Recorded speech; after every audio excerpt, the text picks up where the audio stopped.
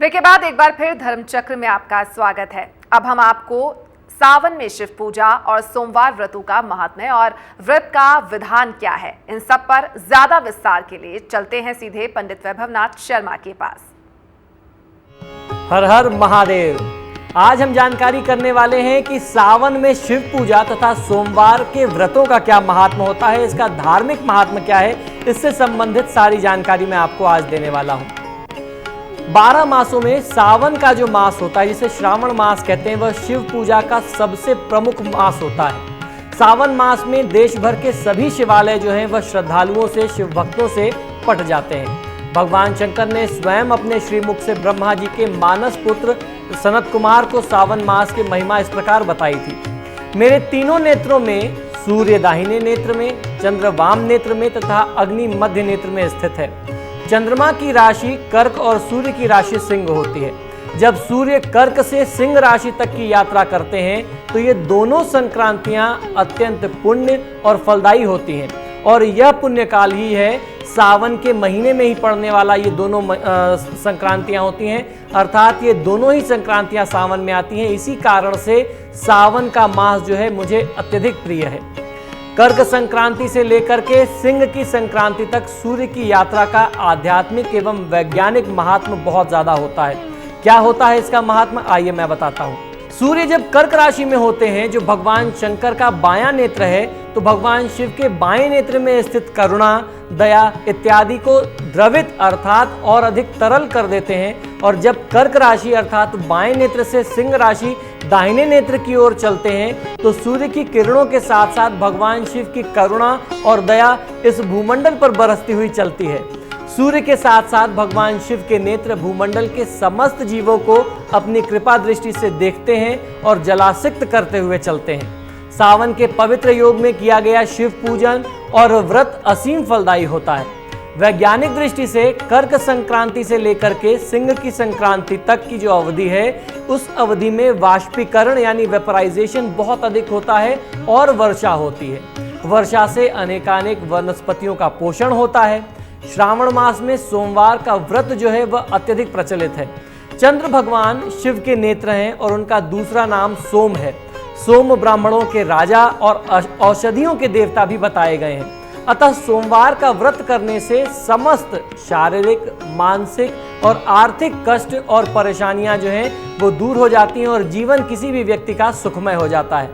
इस मास के सोमवार व्रतों का पालन करने से 12 महीनों के सभी सोमवार के व्रतों का फल उस जातक को स्वतः ही मिल जाता है। सोमवार के व्रतों का विधान अत्यंत सरल है। आइए मैं आपको जानकारी देता हूं कि किस प्रकार आज से आरंभ करके सोमवार में आप इस पूरे सावन के सोमवार का व्रत का लाभ ले सकते हैं। करना यह चाहिए कि स्नान करके श्वेत या हरे वस्त्र धारण कर लें।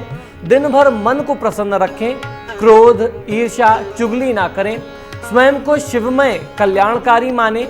दिन भर में आपको शिव के पंचाक्षरी मंत्र ओम नमः शिवाय का मन ही मन जाप करते रहना है। सायंकाल की बेला को प्रदोष काल कहते हैं, प्रदोष की बेला होती है। इस समय यदि भगवान शिव का सामीप्य मिले यानी उनका सानिध्य मिल जाए, उनकी पूजा आराधना करने का अवसर मिल जाए, तो समझ लीजिए कि जीवन के समस्त दोष और कष्ट दूर हो जाते हैं। अतः सायंकाल में शिव मंदिर में या अपने घर में ही मिट्टी से शिवलिंग बना करके, पार्थिव शिवलिंग बना करके और पार्वती तथा श्री गणेश की मूर्ति बना करके 16 प्रकार से भगवान महादेव की पूजा आपको करनी चाहिए। इनमें 16 दूर्वा, 16 सफ़ेद पुष्प यानी सफ़ेद फूल, 16 मालाओं से शिव पूजन समस्त मनोकामनाओं को पूर्ण करने वाला होता है। अंत में 16 बत्तियों के दीपक से भगवान श्री महाकाल की आपको आरती करनी चाहिए और क्षमा हेतु प्रार्थना करनी चाहिए। 16 सोमवार व्रत में 16 की संख्या का क्या अभिप्राय है, आइए ये भी जानकारी दे देता हूँ। आपको ये जानना बहुत अनिवार्य है कि 16 चीज़ें ही क्यों करते हैं, 16 सोमवार का व्रत ही क्यों करते हैं। इससे जुड़ी हुई एक बहुत प्राचीन कथा है जिसे आपको सुनना, समझना और जानना चाहिए। प्राचीन काल में उज्जैन में सुगंधा नामक एक वैश्या रहा करती थी। पूर्व जन्म के पुण्य से उसके शरीर में सुगंध का अक्षय स्रोत था। उसके शरीर से निकली सुगंध 1 कोस तक फैली रहा करती थी। वह गायन विधा में 6 रागों तथा 36 रागिनियों में निपुण थी। नृत्य में रंभा आदि देवांगनाओं को उसने पीछे छोड़ दिया था। पृथ्वी पर उसके रूप लावण्य की ख्याति दूर दूर तक फैली हुई थी।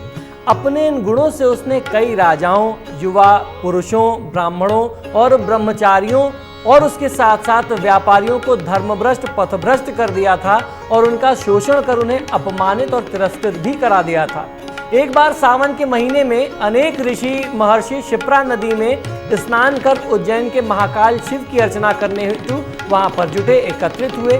वह अभिमानी वैश्या भी अपने कुत्सित विचारों से ऋषियों को धर्मभ्रष्ट करने हेतु चल पड़ी, किंतु वहां पहुंचने पर ऋषियों के तपोबल के प्रभाव से उसके शरीर की सुगंध जो है वह लुप्त हो गई। वह आश्चर्यचकित होकर के अपने शरीर को देखने लगी। उसे लगा कि उसका सौंदर्य भी नष्ट हो गया है, उसकी बुद्धि भी परिवर्तित हो गई है, उसका मन विषयों से हट गया है और भक्ति मार्ग पर बढ़ने लगा है। उसने अपने पापों के प्रायश्चित हेतु ऋषियों से उपाय पूछा तो सभी ऋषि महर्षि एक स्वर में बोले कि तुमने 16 श्रृंगारों के बल पर अनेक लोगों को धर्मभ्रष्ट किया।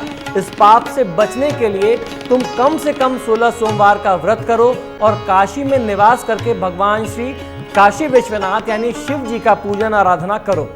वैश्या ने ऐसा ही किया और अपने पापों का प्रायश्चित करके वह शिवलोक पहुंच गई।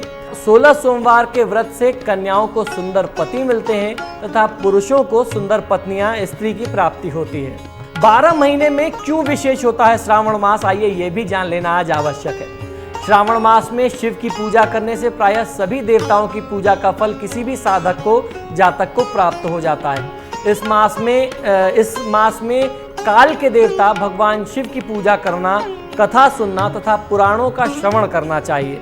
इसके अतिरिक्त कुत्सित विचारों का त्याग करके स्वभाव में नम्रता रखते हुए धैर्य, निष्ठापूर्वक भागवत कथा का श्रवण करना चाहिए। ब्राह्मण की सेवा में विश्वास रखते हुए और ब्रह्मचर्य का पालन करते हुए तपस्वी व्रती में लीन रहना चाहिए। इस मास का महात्मा सुनने मात्र से ही मनोकामनाएं पूर्ण हो जाती हैं, इसलिए इसे श्रावण मास कहा जाता है। पूर्णमासी को श्रावण नक्षत्र का योग होने के कारण भी यह मास श्रावण मास कहलाता है। इस मास की संपूर्ण कला को केवल ब्रह्मा जी ही जानते हैं। इस मास के कुल 30 दिन व्रत ही नहीं, उसके साथ साथ पुण्य कार्यों के लिए भी बहुत ज़्यादा विशेष होते हैं। इसका अर्थ ये हुआ कि इस मास की सारी तिथियां व्रत अथवा पुण्य कार्यों के लिए ही बनाई गई हैं और बताई गई हैं। इस मास में जप तप आदि के लिए बहुत अच्छे लाभ मिलते हैं। जप तप साधना इत्यादि के लिए यह मास सर्वश्रेष्ठ बताया गया है। भगवान शिव को यह मास सर्वाधिक प्रिय है। वर्षा ऋतु के इस मास को योगी पुरुष नियम व संयम पूर्वक तप करते हुए व्यतीत करें। 1 मास तक रुद्राभिषेक करें, रुद्राक्ष की माला धारण करें तथा उस रुद्राक्ष की माला से ओम नमः शिवाय मंत्र का जाप करें। इन दिनों व्रती को अपनी किसी एक प्रिय वस्तु का त्याग कर देना चाहिए। पुष्प यानी फूल, तुलसी दल, फल, धान्य और बिल्वपत्र से महादेव की पूजा अर्चना करनी चाहिए। भूमि पर शयन करना चाहिए। ब्रह्मचर्य का संपूर्ण निष्ठा से पालन करना चाहिए और झूठ नहीं बोलना चाहिए। प्रातःकाल स्नान करके एकाग्रचित होकर के पुरुष सूक्त और रुद्र सूक्त का पाठ करना चाहिए। इस मास में कोटि होम ग्रह यज्ञ करने पर मनोवांछित फल की प्राप्ति किसी भी साधक को होती है। तो जिस प्रकार मैंने आपको जानकारी दी, ये सावन का मास जीवन को सफल बनाने का बहुत ही विशेष मास है। इस मास में अपने सामर्थ्य अनुसार महादेव की आप पूजा करें। जैसे भी संभव हो जाए आप अपने घर में भी कर सकते हैं। घर के आसपास जो भी शिव मंदिर हो आप वहां जाकर के शिव जी की पूजा करते हैं तो आपको फायदा मिलता है। और शिव पूजा से जुड़ी हुई बहुत सारी जानकारियां हमने आपको पहले भी दी हैं। इस मास में महादेव शिव के ऊपर सिर्फ 1 लोटा जल अर्पित करने से ही आपके समस्त प्रकार के कष्टों और दुखों का निवारण हो जाता है। तो यदि आप हर दिन नहीं जा सकते शिव मंदिर में तो कम से कम सावन के सोमवारों का तो आपको लाभ लेना चाहिए। आप सोमवार के सोमवार शिव मंदिर में जाएं, दूध और जल से महादेव का अभिषेक करें तो आपको पुण्य फल की प्राप्ति होती है। ओम नमः शिवाय मंत्र का जाप करना चाहिए। शिव पंचाक्षरी मंत्र महादेव की पूजा में सर्वोपरि बताया गया है। उसके अलावा आप महामृत्युंजय मंत्र का जाप कर सकते हैं या फिर ओम दारिद्र दुख दहनाय नमः शिवाय मंत्र का भी जाप किया जा सकता है, जिसमें आप महादेव से प्रार्थना करते हैं कि आप हमारे दारिद्र और दुख को दहन करें और हमें सत्कर्मों की शुभ फलों की प्राप्ति कराएं। तो निश्चित तौर पर महादेव आपसे प्रसन्न होते हैं और आपके ऊपर अपनी कृपा बरसाते हैं। सावन का ये महीना आपके जीवन में सुख और समृद्धि लेकर के आए, यही हमारी प्रार्थना है। तो सुना आपने 12 महीनों में विशेष महत्व होता है श्रावण मास का, और पूरे विधि विधान के साथ अगर महादेव की पूजा श्रावण मास में की जाती है तो आपकी हर मनोकामना वो पूर्ण करते हैं। चलिए फिलहाल यहाँ रुकेंगे एक छोटे से ब्रेक के लिए। ब्रेक के बाद भोले की भक्ति के पर्व शिवरात्रि की पूजा कैसे की जाए ताकि आपकी हर मनोकामना पूरी हो, और क्या है इसका विधि विधान, ये आपको बताएंगे। फौरन लौटेंगे इस ब्रेक के बाद।